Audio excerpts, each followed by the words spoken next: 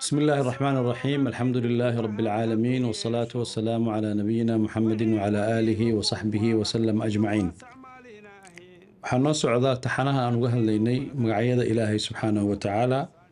cashirkan wuxuu ku saabsan yahay magaca ilaahay arraxmaan iyo magaca asaga u dhow ee ah arraxiim magaca arraxmaan waa allaha u naxariista ee naxariista bixiya arraxiimna waa allaha u roonaada arraxmaan waa allaha naxariista ee raxmadiisu diidayso inuu addoomihiisa dayaco ilaahay subxaana wa tacaala naxariista ummaddiisa u naxariisanayo baa waxay diidaysaa in addoomihiisa uu ku arko ayagoo dayacan oo uusan u naxariisanin saa darteed raxmaddiisaas waasica ah baa waxay keenaysaa inay cid walba ay gaarto kelmadda arraxiim ama magaca arraxmaan qur-aanka waxay dhahaan culimmada wuxuu ku soo arooray 57 jeer halka kelmadda arraxiim ama magaca arraxiim qur-aanka uu ku soo arooray 14 jeer marka la isku dara bay yidhaahdeen culimmada sifada ama magaca arraxmaan arraxiim qur-aanka haddii la raadiyo ayadiioo ishtiqaaqaad leh ama waxa ka dhalan kara ama magacaas meelaha ka imaan karo dhan la raadiyo qur-aanka wuxuu gaarayaa ilaa 160 jeer wax ka badan waxay kaloo culimmada sheegeen magacyada arraxmaan iyo arraxiim oo wada socdana qur-aanka inay 5 jeer ku soo aroortay oo ah arraxmaan arraxiim wa ilaahukum ilaahun waaxidun laa ilaaha ilaa huwa arraxmaan arraxiim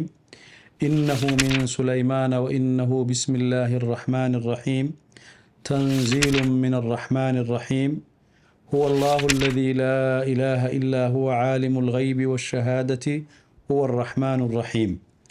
shantaas aayadood waxay isugu yimaadeen ayagoo wada socda arraxmaan arraxiim waxay culimmadu sheegaan kutubadii qur-aanka ka horreeyey wixii laga hayo in ereyga arraxmaan uu aada ugu yaraa arraxiimna uuba naadir ku ahaa in laga helo hadday tahay alcahd alqadiim iyo alcahd aljadiid iyo anjiil iyo towraad waxay kaloo culimmadu sheegaan kitaabka sifr alkhuruuj la yidhaahdo marka ilaahay laga sheekeynaya annagu arraxmaan arraxiim baa ku soo celcelinaa qur-aanka ayagu laakiin waxay aada uga hadlaan ilaahay aarsada alintiqaam ama almuntaqim iyo ilaahay kheyro leh marka waxay ku tusinaysaa annaga meesha aan xoogga naloo saaray arraxmaan arraxiim ayagu laakiin xooggoodu inuu koray inay wax aarsadaan ama inay wax iska celiyaan meelaha qaar baad ka arkaysaa dadka masiixiyada ama kiristaanka ama yuhuudda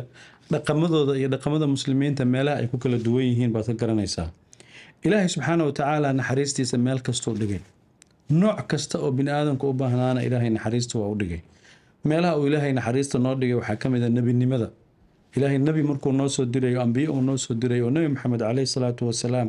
uu ugu dambeeyey wuxuu noogu soo diray inuu annaga noogu naxariisto wamaa arsalnaaka ilaa raxmatan lilcaalamiin waxyaabaha ilaahay naxariistiisa uu ku bixiyay waxaa ka mid a quudka dadka ay helaan iyo risqiga dadka ay helayaan waidaa adaqna annaasa raxmatan min bacdi daraa'a masathum dadku markay xoogaa rafaadaan oo dhibaato ku dhacdaba ilaahay wuxuu ka saarayaa wixii ay risqiga uga heli lahaayeen oo noloshii adkeyd ay uga bixi lahaayeen waxyaabaha ilaahay dadka ugu naxariista waxaa ka mid a hanuunka rabbanaa aatinaa min ladunka raxmatan wahayi lanaa min amrinaa rashada waxyaabaha ilaahay naxariista uu geliyay waxaa ka mid a inuu ku dhowro oo uu ku ilaaliyo oo uu ku waardiyeeyo wayastakhrija kanzahumaa raxmatan min rabbik waxyaabaha ilaahay uu naxariista kuu gelinaya waxaa ka mid a awood inaa hesho oo adiga aad awood u hesho inaad wax ku qabsato yacni inaad awood leedahay waxaa naxariis ilaahay baxsho waaye qaala haadaa raxmatun min rabbii faidaa jaaa wacdu rabbii jacalahu dakaa'a wa kaana wacdu rabbii xaqa ilaahay subxaana wa tacaala waxyaabaha uu naxariista noo geliyay waxaa ka mid a waa waxbarashada inuu wax ku baro oo adiga wax kuu fududeeyo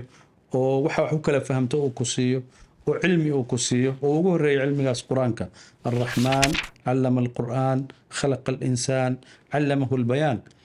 meelaha ilaahay uu naxariista kuu dhigay waxaa ka mid a gurigaaga adiga iyo xaaskaaga iyo qoyskaaga dhismihiisa oo ilaahay uu dhahay wajacala baynakum mawaddatan waraxma yacni reerkaas wuxuu ku dhisan yahay waxaa ka mid a kalgacaltooyo iyo naxariis buu ku dhisan yahay waxyaabaha ilaahay noogu naxariistay waxaa ka mid a kutubadii uu noo soo dhiibay wa min qablihi kitaabu muusa imaaman waraxma waxyaabaha ilaahay uu noogu naxariistay waxaa ka mid a roobka oo naxariisaha ilaahay subxaana wa tacaala uu khalqigiisa addoommadiisa uu siiyey ka mid a fandur ilaa aathaari raxmati illaahi kayfa yuxyi alarda bacda mowtiha ilaahay wuxuu kaloo xataa noogu naxariista dabeelahan oo horedhac u ah oo bishaaro u ah khayr soo socda marar badan. wahuwa aladii yursilu riyaaxa bushran bayna yaday raxmatih. saa darteed naxariistu waa wax ka imaanaysa ilaahay subxaanahu watacaala uuna siinayo khalqigiisa, addoommadiisa oo dhan uu siinayo, oo jamaadaadkiisa uu siinayo, wax kasta oo uumay uu siinayo. naxariistuna waxay u baahan tahay bixintii meel ay taallo oo allah subxaanahu watacaala ah, iyo baahidii oo ah annagii makhluuqaadka ahaa aan u baahannahay. ilaahay subxaanahu watacaala khayrkii buu hayaa, barwaaqadii buu hayaa, wax kasta oo wanaagsan oo dadku u wanaagsan yihiin buu hayaa, laakiin annaguna waxaana haysa baahidii aan ugu baahi badnayn inuu ilaahay subxaanahu watacaala nagu siiyo naxariistiisa. cabdullaahi bn mubaarak waxaa laga wariyaa inuu yidhi arraxmaan waxaa loola jeedaa waa allaha haddaad weydiisato ku siinayo. arraxiimna waxaa loola jeedaa buu dhahay allaha haddaadan waxba weydiisanin kuu xanaaqaya ee kuu caroonayo. waa meesha marka aan ka oranayno arraxmaan inay tahay naxariis, arraxiimna ay tahay daryeel. qofka aad daryeesho walilaahi almathalu laclaa, haddii baahidiisa uu kuu sheegan waayo waa dhibsanaysaa. ilmaha aad dhashay hadday kula hadli waayaan waxaasaan u baahanahay, waxaasaan haysta ay ku dhihi waayaan, waad dhibsanaysaa. ilaahay subxaanahu watacaala marka walilaahi almathalu laclaa, naxariisna asagaa ku siinaya oo kuugu deeqaya, laakiin haddii adigana aadan baahidaada u sheeganin ilaahay wuu ka caroonaya. saa darteed waa inaad mar walba baahidaada aada ilaahay subxaanahu watacaala la wadaagto. waxaa jira la sheegaa taariikhda inay soo mareen boqorro kala dhaqan ahaa, mujtamacaadka ay ku noolaayeen malaha ay ka imaanaysay dhaqankooda. waxaa soo maray wadamada la yidhaahdo hindiya laisku oran jiray, boqorro dadkoodii u diiday inay u naxariistaan oy nolol fiican ku noolaadaan, oy adduunyada raaxa ku helaan, ayaga naftoodana u diiday, ayagoo aaminsan adduunyadu inay sideedaba rafaad ku tahay, dhibaato lagu jireeyo, naxariis aysan oolin. laakiin markii aakhire la tago ama adduunka dambe adduunka laga tago aakhire la aado, meeshaas un wanaag in lagu sugaayo. waxaa kaloo jira boqorro la odhan jiray cajam oo ayagu raaxaysan jiray, oo ayagu ku noolaa maxaanku idhaahdaa raaxo, laakiin dadkooda u diidayay inay raaxaystaan oo nolosha ku dhibayay. kuwaasna waa kuwa lagu tilmaamay inay yihiin dad shaydaanka wakiilka ah oo ummadda inay ciqaabaan unbay u noolyihiin. ayagiibaa raaxo qaadanaya, dadkiina way dhibayaan. waxaa taariikhda soo martay boqorro jabaan soo maray oo ayagu samayn jiray, dadkay u siin jireen wanaagga, naxariista, khayrka, barwaaqada, ayaguna waa isku cadaabi jireen oo nolosha waa isku adkeyn jireen. oo waxay oran jireen falsafad dhehaysa annagu ilaahay baan wakiil ka nahay, adduunkaana wakiil uga nahay, marka maadaama aan wakiil uga nahay adduunka, annagu waxbaan bixinaynaaye annagu waxba ma qaadanayno. saa darteed waxaasa adduunyadu soo martay, laakiin allah subxaanahu watacaala naxariista wuxuu ka dhigay wax asaguna uu bixiyo, dadkuna ay isa siiyaan. saa darteed waa sifo la rabo qofka muslimka ah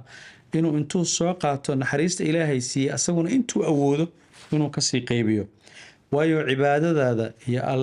alla inaad ogoshahay bay qeyb ka tahay inaad khalqigiisana aada u naxariisanayso. fabimaa raxmatin min allaahi linta lahum. nabiga caleyhi salaatu wasalaam saxaabadiisa wuxuu ugu jeclaa abubakar. waxyaabaha uu abubakar ku ammaanay waxaa ka mid ahayd inuu yidhi arxamu ummatii biummatii abubakar, ummaddeeda waxaa ugu naxariis badan oo ummaddeedana u naxariista waa abubakar. saa darteed qofku inuu yahay qof ummadda u naxariisto waa wax aada iyo aada islaamnimada u ka mid ah asaasiyaadka. horena aan uga soo hadalnay la rabo qofka qiyamkiisa iyo anshaxiisa inay gasho inuu noqdo qof raxiim ah. amiirulmuminiin cumar bin cabdilcasiis waxaa la sheegaa inuu maalin salaada ciidda soo aaday. markii uu salaada ciidda soo aaday buu wuxuu yidhi ilaah waxaan ku weydiisanayaa inaad ii naxariisato, sababtoo ilaah waxaa tiri buu yidhi ina raxmatullaahi qariibun min almuxsiniin, naxariisteedu waxay u dhowdahay dadka wan wanaagsan.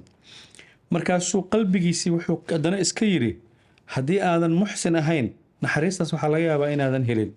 markaasuu wuxuu yidhi ilaahay oo dadka soomaan ka mid ahay, wasaa'imiina wasaa'imaat, dadka soomana waad u roon tahay, ilaah igu naxariiso. markaasuu haddana sheekiyo wuxuu is yidhi maxaaba kasii fiican inaad ilaahay naxariista ku weydiisato inaad ahlul iimaan tahay ood iimaan leedahay. oo wuxuu yidhi ilaahayow inaan mu'min ahay igu naxariiso, waayo ilaahay adaa yidhi buu yidhi wakaana bilmu'miniina raxiima, ilaahay subxaana watacaala mu'miniintiisa wuu u naxariistaa. haddana saqfigiibuu hoos usii dhigay oo wuxuu yidhi waxaaba laga yaabaa inaanan mu'min fiican ahayn ama mu'miniintaasba naxariistooda amay kasii fiican tahay inaan aado, anugu waxaan ahay shay walax baan ahay. ilaahayna qur-aankiisa waxaad ku tiri buu yidhi waraxmatii wasicat kulla shay, ilaahay subxaana watacaala naxariistiisa cid kasta ma ahan wax kastay gaaraysaa,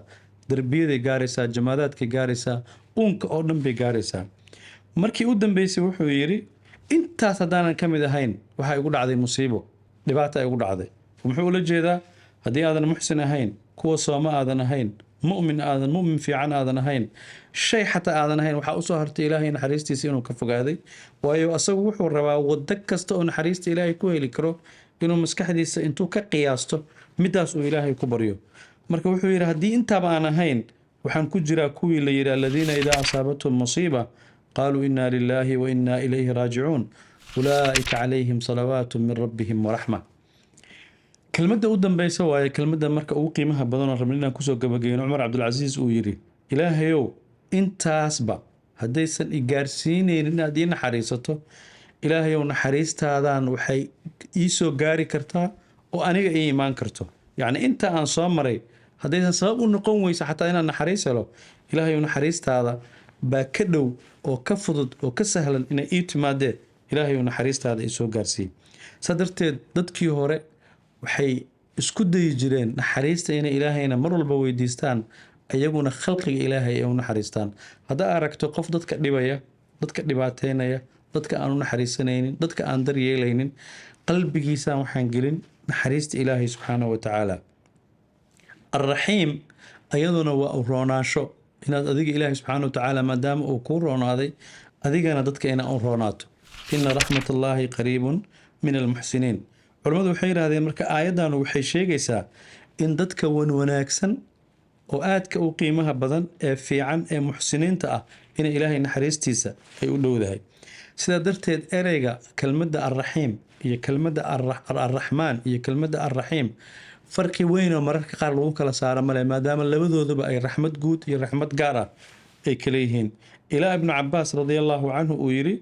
magaca alraxiim iyo magaca alraxiim waa laba magac oo aad iyo aad isugu dhow, wuxuuna u isticmaalay ismaani raqiiqaani. waa laba magac oo isa saaran oo labadaba wada jilcan oo labadaba naxariis iyo roonaansho